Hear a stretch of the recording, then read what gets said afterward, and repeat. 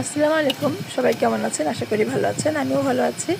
আজকে আমি চিপস বানাবো, ফ্রেঞ্চ ফ্রাই বানাবো আলু দিয়ে। আমি 3টা আলু নিয়ে নিয়েছি। দেখেন অনেকগুলো হয়েছে, পুরো ফ্যামিলি খাওয়া যাবে। আর আমরা বাড়ি গিয়ে কিনে খাই, 200 টাকা দিয়ে এতটুকু দেয়। আর দেখেন এখানে মাত্র 3টা আলু, একটা ডিম, একটু কর্নফ্লাওয়ার, ময়দা আর একটু মশলা, সব কিছু মিলিয়ে মনে হয় হয়তো বা 50 টাকা খরচ হয়েছে। কিন্তু কমপক্ষে কম হলো 700 থেকে 800 টাকা ফ্রেঞ্চ ফ্রাই হয়ে গেছে। কত সহজে অল্প খরচে ঘরে বানিয়ে খাওয়া যায়, তাই না?